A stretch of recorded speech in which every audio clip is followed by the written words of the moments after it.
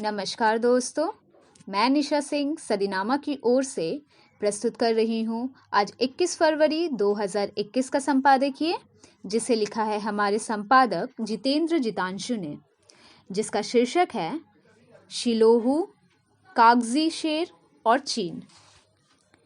कुछ महीनों पहले लद्दाख में भारत चीन के बीच हुई हिंसक झड़प के बाद चीन लगातार जहर उगल रहा है। चीनी कम्युनिस्ट पार्टी के मुखपत्र ग्लोबल टाइम्स ने चेतावनी तक दे डाली है कि अगर सीमा पर तनाव जारी रहता है तो भारत को चीन, पाकिस्तान और नेपाल से सैन्य दबाव का सामना करना पड़ सकता है। ऐसे में क्या ये धमकी सच होगी या बस एक गीदड़ भाप की ही होगी चीन की ओर से? ये वही जाने। पर फिलहाल शुरू करते हैं आज का संपादकीय शिलोहू, कागजी शेर और चीन।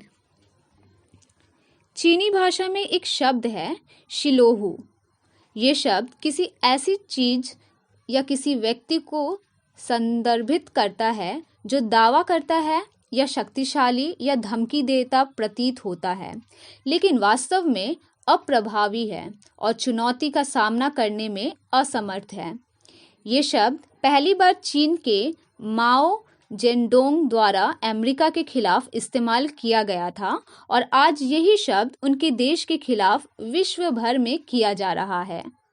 गत वर्ष चीन ने गलवान घाटी में घुसपैठ करने की कोशिश की थी, लेकिन उन्हें हमारे बहादुर और पराक्रमी सेना द्वारा मुंह की खानी पड़ी। जब पूरा विश्व चीन से उत्पन्न हुए कोरोना महामारी से लड़ रहा था, तब ये कागजी चीनी शेर भारत के लद्दाख अंचल को कब्जा करने के इरादे आधमका। भारत के शूरवीरों ने इसको पेंगोंग झील से आगे नहीं जाने दिया। गलवान घाटी की खूनी झड़प में कई चीनी सैनिक भी मारे गए थे, लेकिन चीन ने इसे नहीं स्वीकारा।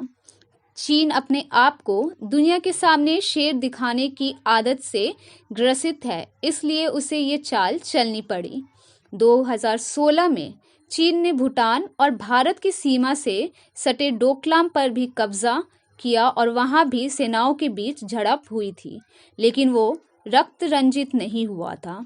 डोकलाम मुद्दे पर भारत की कांग्रेस पार्टी ने अपने ही सरकार और सैनिकों पर निशाना साधा था और आज भी वे ऐसा ही करते हैं।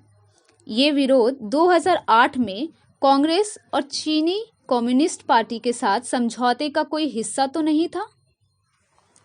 डोकलाम में चीन ने भारत को सख्त संदेश दिया था कि हिमालय अपनी जगह से हिल सकता है, लेकिन चीनी सेना वहीं डटी रहेगी।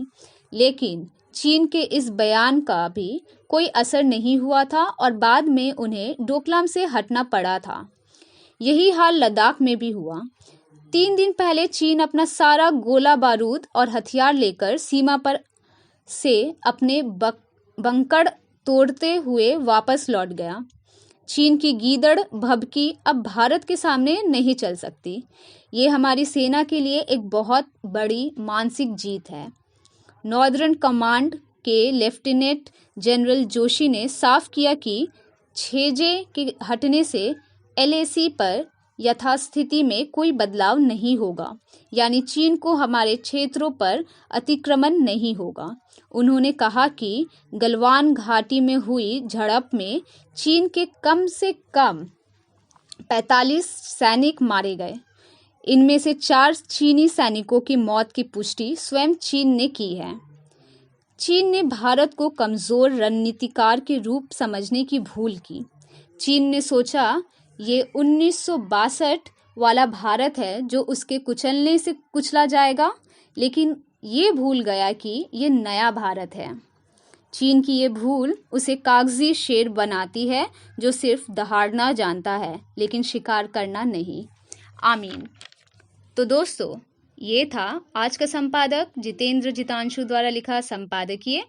कल एक और विषय के साथ हम वापस लौटेंगे। तब तक के लिए नमस्कार।